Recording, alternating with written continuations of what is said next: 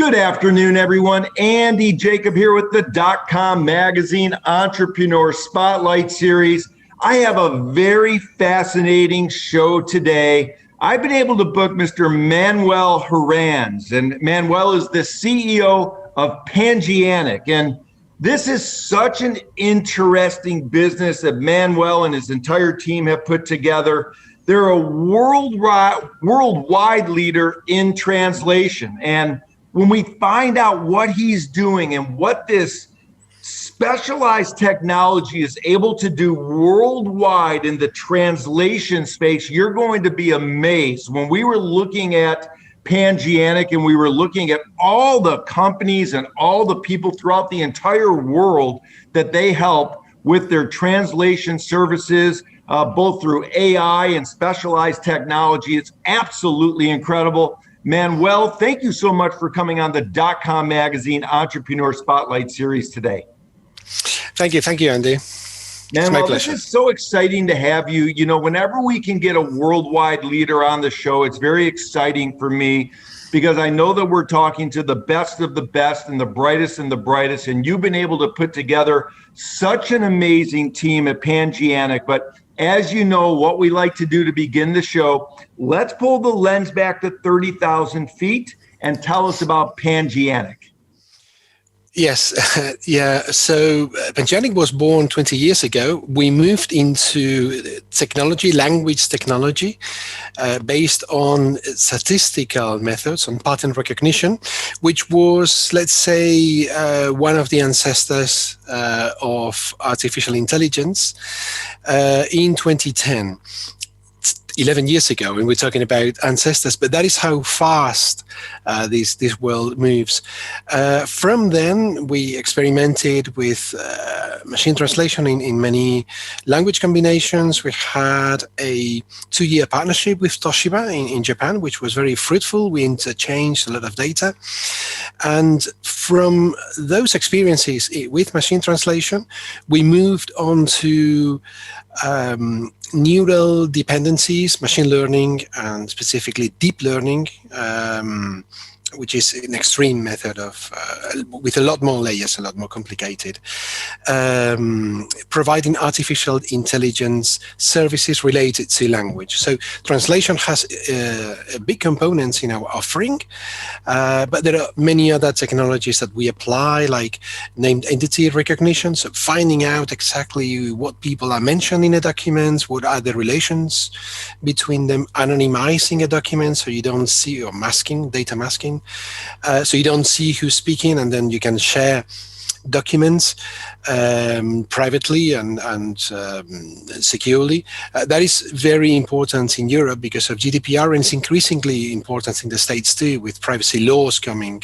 into action in California and Virginia and other states. Very interesting, Manuel. You know, obviously Pangeanic has been designed for enterprise legal firms, content producers, language professionals, and the like. And it's very, very simplistic. You know, you have this program called ECO, and it really provides simplicity for users worldwide across many different verticals. And what this does is it reduces their administration costs because you have very simple monthly subscription packages. So let's talk about that. Who is the type of customer that comes to Pangeanic and says, hey, Manuel and team, we need Pangeanic because we've heard about it and it's so impressive and so incredible? Yes, our typical clients are corporations, small, medium, and large companies, and government. So we have from legal firms that require analysis of their data, forensic analysis, or machine translation of their data, so they can understand what this proof is in Russian or in Arabic or in Spanish or in French, and then come to a decision of how they're going to focus on their case. Are they going to do this? Are they going to talk about that? And that's obviously very important because sometimes you're talking about millions of dollars that can be lost in an international litigation case simply because you don't understand. And that is not very costly. We have partners, very good partners in the States. We work very closely with for legal and compliance. And government offices in Spain. We work for the tax, for what is the inland revenue, the tax office, national service, news services, to publish the online content in other languages. And the quality is so good because we can customize engines to a degree that mimics very well the style of the journalists in a foreign language, that they go without revision, and they say, look, this is good enough. We'll go with 90% human parity. We accept it. Okay, we put a disclaimer, but we're able to reach Arabic speakers, French speakers, Polish speakers, Russian, Chinese, the Chinese public with our news, because what we want is speed more than anything. So we have from small legal offices and companies for translation services to larger companies that require machine translation 24/7 service, and thousands of documents every day. That's incredible, Manuel. And we want to talk about, obviously, the unique team of AI and machine learning experts that you've been able to put together with so many years of experience in pattern recognition and technology. But before we do that, it's very interesting you mentioned this, Manuel, because you can give a document to someone to translate, let's say, into English. Mm-hmm. But when they translate it, when you read it, sometimes it just doesn't feel right to you. Mm-hmm. You can tell that it's not really an English speaker, a native English speaker that wrote it, because there's just some things that don't connect. But with your system, wow, I mean, the reports coming back and the reviews are that it's right on, spot on. I mean, the AI and machine learning can really change it into the language of the person reading it. And they're saying to themselves, well, this was written by native speaker. Isn't that right? Yeah. The software is tremendous, and it mimics very well the style. It starts from a baseline engine, but as soon as the human starts feeding data to it, it will mimic very well the style, demotes. We call it demoting, other styles and other terminologies that are not used, and then start thinking, I find a lot of financial terminology, a lot of legal terminology, a lot of children's literature. Okay. Wow. Therefore, I don't need all this legal stuff. I don't need all this fishing, because, kids, we're going to talk about dinosaurs tonight, and then mimic that style very, very, very, very well. And training, believe you me, it takes between half an hour to an hour to get a machine speaking like you do, with your own style and turns and nuances, in Russian or Brazilian Portuguese. So it's tremendous. You can reach a lot more people, and then obviously understand when it comes to understanding forensic evidence for legal teams. Yeah. I love it, Manuel. You're known at Pangeanic, obviously, for the speed and the accuracy and sort of what I'm calling the vibe and the feel of the language. And that's really incredible that you've been able to figure that out with your technology platform and with the people working for you. And something that you mentioned earlier that a lot of people don't think about is when there are millions and millions and millions of dollars on the line, let's say for a legal proceeding, between different countries or even companies in different countries, and they have different languages. A few words here and there through a document can change the entire complex of the entire thing, right? Absolutely. And we have a team that is wholly dedicated to data gathering between language pairs. We are almost 40 people at the company, and there's a team of 15 that only do AI. The rest are linguists that support the AI, they feed data. They augment the data through a series of processes. So the whole company is very much focused on technology, on R&D and technology improvement year after year. There are new processes, new methods, new solutions. Sometimes they're client-driven. But most of the time it's because we are ahead of the market, and we tell our clients, look, I think you may have a problem with this, and we're giving you the solution. But it wouldn't be possible with a great team that we have here. I love it, Manuel. It makes all the sense in the world. It's really smart and really intelligent. So, for example, someone may be reading news in Arabic, but they don't really know that that was originally written in French or in English or in German, but because they're using Pangeanic's AI translation software and system, they're reading it just like it was an Arabic writer, and they have no idea that it was really originally written in German or French or English. Isn't that the idea? Yeah, it's scary. It's scary, Andy. Sometimes I look at the outputs of our own machines, and I know the news were originally written in English, and I look at the Spanish, and it's, my God. It's right at the bottom when I can tell, maybe this is a little bit machine, but until now, and I'm through a page, I couldn't tell machine to human. It's scary. But this is not a danger for people, and it's definitely not a danger for broadcasters or journalists. Quite the opposite, because it opens the field to reach new audiences in other languages at the speed, by pressing a button. I love it. It makes such great sense, because if you're an English writer, you want people that speak and read other languages to be able to read what you put out into the universe. And through this system, you can now get to more people. You can have more people explore and learn from what you're writing, which I love. And it's so interesting. Part of the thing that we think about when we think about the media is, how are they going to get their message worldwide? Because everyone says the world is flat now, and one way that they're doing it is they're using Pangeanic to translate in a native style, I guess, the people that are going to read it. So it's so interesting. Now, let me ask you this question, Manuel, because I know at Pangeanic you are very, very interested in safety, very interested in privacy laws, very interested in data privacy. And I know you put that at the pinnacle of everything you do, because it's so important. So how do you approach that at Pangeanic? True. You might say, well, I can use Google Translate or Bing Translate, and sometimes they work very well and they're free. So why would I pay for the luxury of using a private system? Well, basically because, most importantly, because privacy is at the pinnacle, as you said, is what guides Pangeanic. Our users come to us because they don't want to share data with any of the big ones. They want to own their system, whether that is hosted in our cloud and have a special slice and a special installation or deployment, or they want it in their cloud or on premises and in their infrastructure. That is irrelevant. Our system is very exportable. Now, you can't do that with Google Translate or Bing. You can knock on Google's door and say, Google, I want your translation system, give it to me, because it doesn't work like that.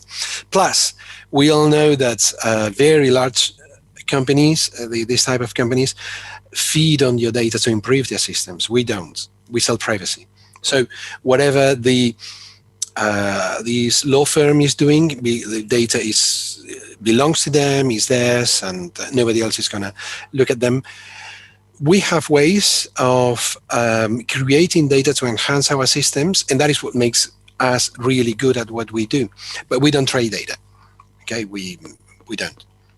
Manuel, I love it. It just is such a smart way to go. You give the example of the law firms. Of course, they need their privacy, and of course, they don't want it public, and of course, they don't want to go to an online tool to translate a very, sensitive and highly negotiated type of a contract. So that makes incredible sense. Now, something that's very interesting, Manuel, is you spoke about speed, but during our research, we're also looking at bulk. I mean, it appears to me that your platform, the Eco platform, can translate content and metadata in the many, many millions very, very quickly. So let's talk about that, because it's so interesting.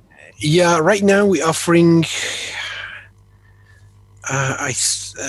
you caught me the handy, I think it's 80 languages and more than 400 combinations between them. So most languages are into and out of English, and then there are other language combinations that makes sense for those audiences. For example, French into Chinese and vice versa, Chinese into French. French, German makes sense, German, Polish, or Swedish into German again, and then Italian, Spanish, Italian, Portuguese. So altogether, there are about 400 combinations. And these engines are being fed and they're constantly being improved with data interaction. In fact, those are the base engines. Then clients can create clones, can retrain them, and that is out of our hands. The client comes with its own data and says, "Look, I want to shape the engine into my little lingo and my little specific terminology," and that is endless. So production-wise, we are literally in the tens and hundreds of thousands of pages every day.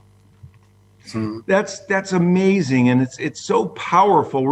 I want to get into what it takes to power this whole system, because I would imagine that's sort of a key component. Where does the power come from? I would imagine it comes from the cloud. But let's talk about that. Yeah, obviously everything is hosted in the cloud. We have some training servers on premises, because training is very GPU hungry and it consumes a lot of power. And sometimes the experiment goes wrong. So for scientific experiments, we prefer to use our own on-premises servers. But service happens in the cloud. We have 3 areas where our servers are servicing clients: United States, Europe, and 1 in Japan.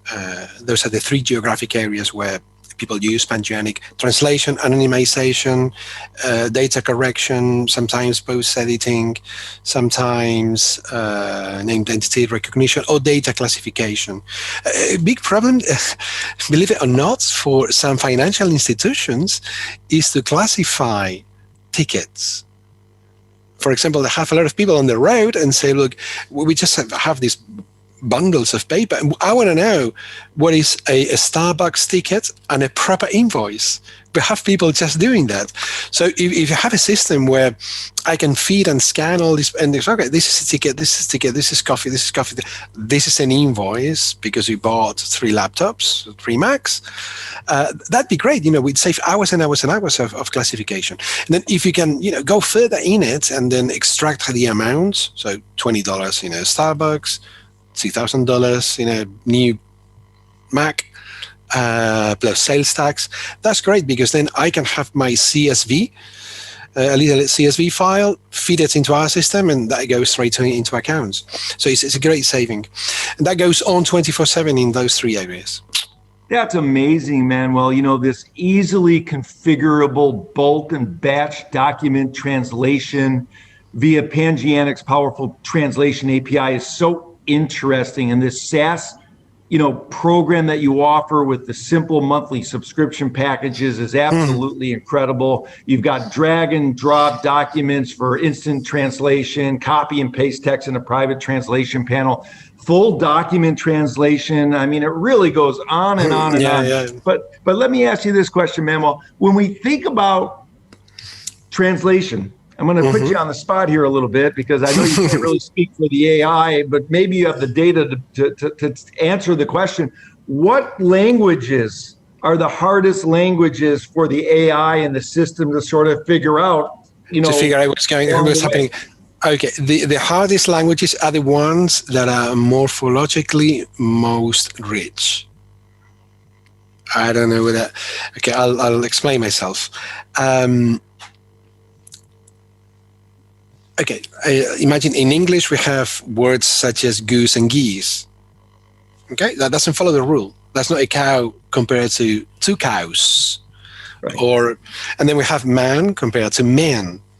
But there are many languages that inflect and have declensions, such as German, Russian, all the Baltics, and so forth. Those tend to be the hardest, because a word can happen in 7, 6, 8 different forms according to whether I'm next to you, over you, below you, on top of you, and so forth, or even on the mood of the speaker.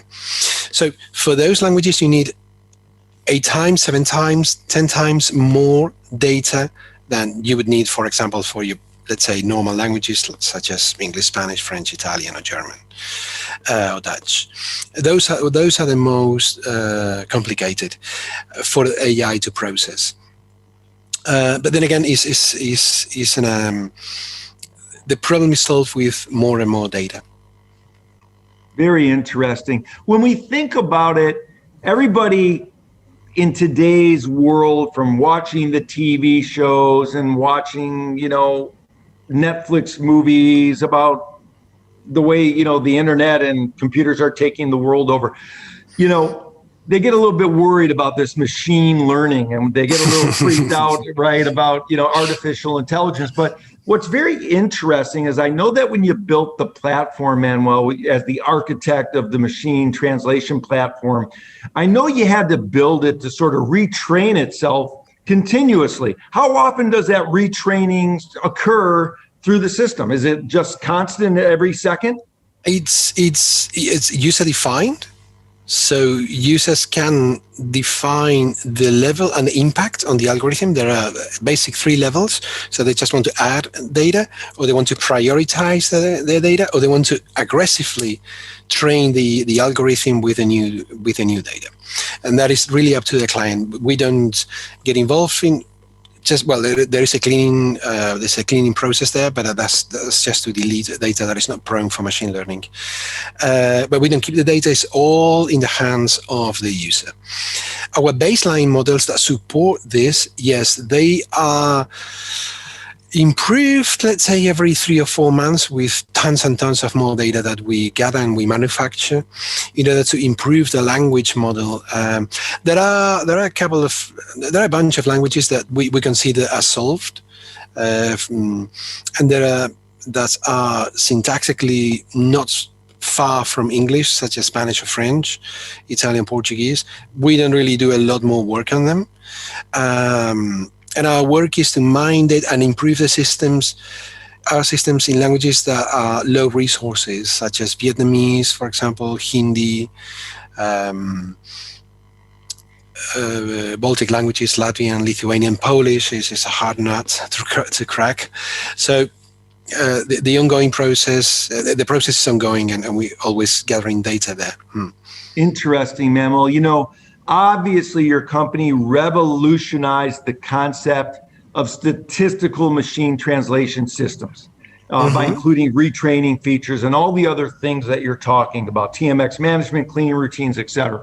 When we think about the team that you've built, we think about a world-class technology, AI, linguistics team.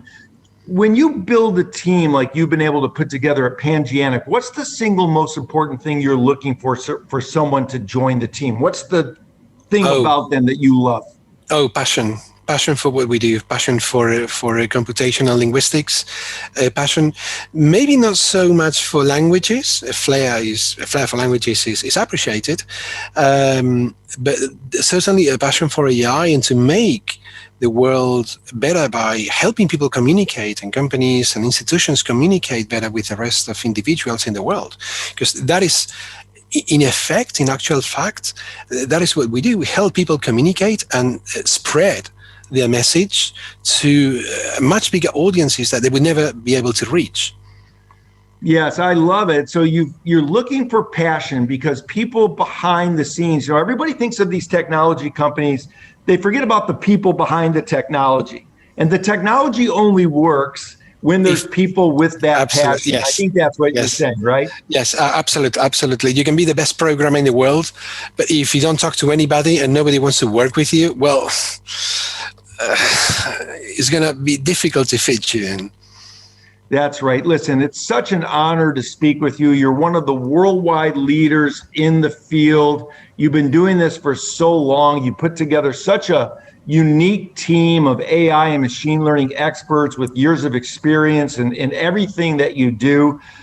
The results are incredible. And let's turn our conversation, Manuel, to the entrepreneurship just a little bit, because we have some entrepreneurs that watch the show. Maybe they're younger entrepreneurs, or they're in a startup, or they're even more evolved in their business process. But let's say they're hitting a roadblock, and let's say they're hitting a stumbling block or a pothole in the road, and they're listening to you and they're hearing about this incredible technology you've built with the great people behind it.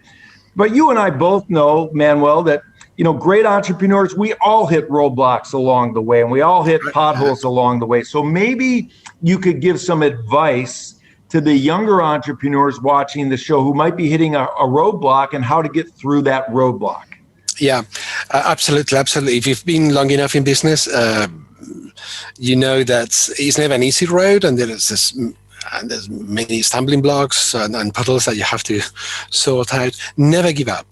If you believe in your mission, never give up. But be sufficiently intelligent and humble to admit that sometimes you are wrong, and maybe what you have been doing and the way you have been doing it, perhaps I'm not going to say it was wrong, but there are better ways of doing things. Okay, people drive on the right side of the road. In some countries, drive on the left side of the road. In Britain, they drive. In Japan, they drive. In India, in Australia, they drive on the right, on the left.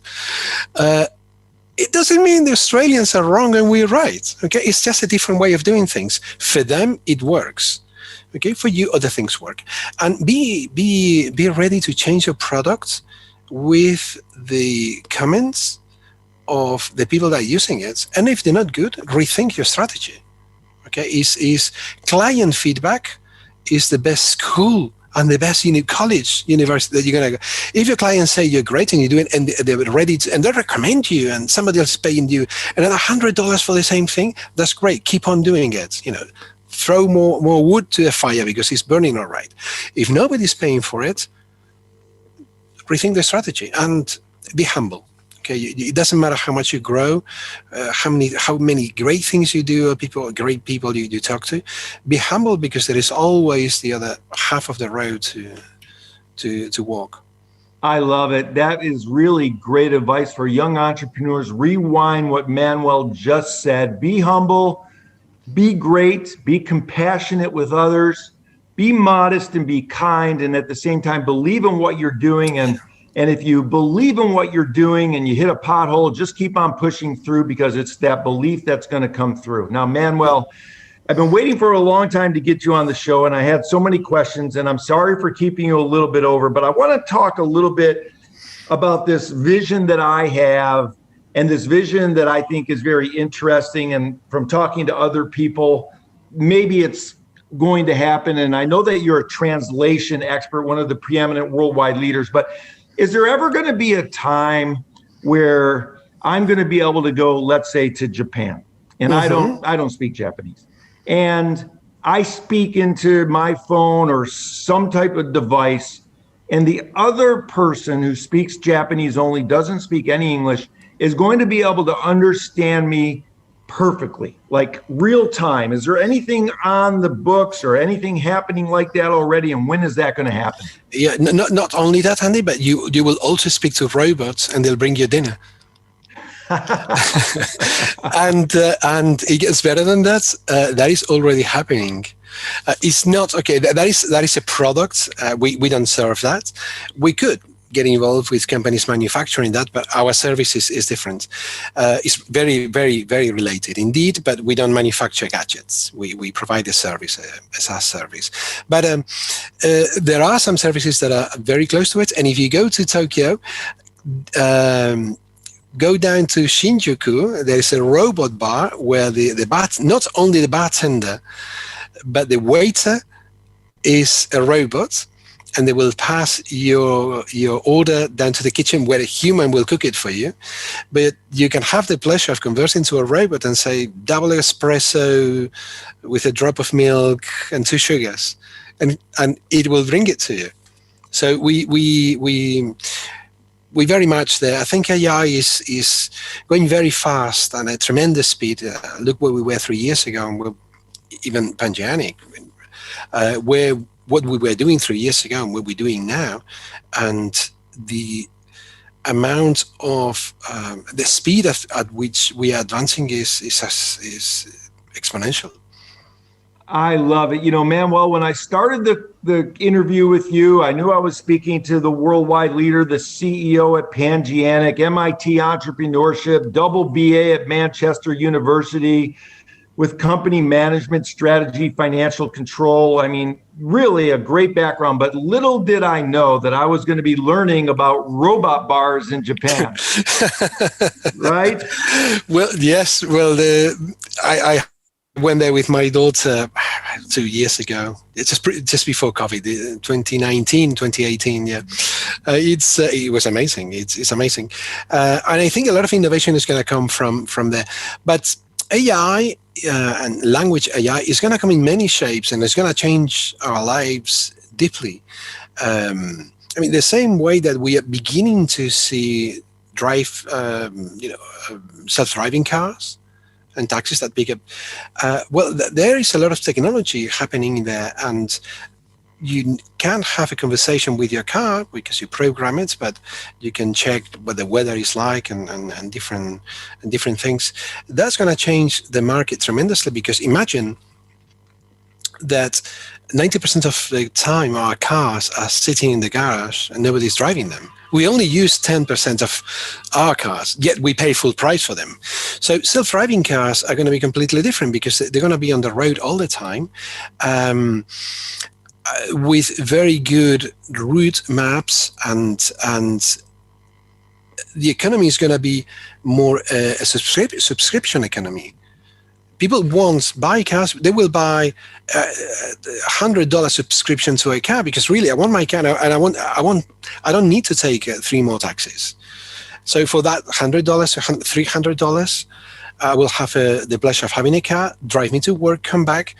The car goes on to do other errands, and then pick me up again and 3 more colleagues, because we're going home and we will be dropped off much cheaper. Now that has implications, what I call the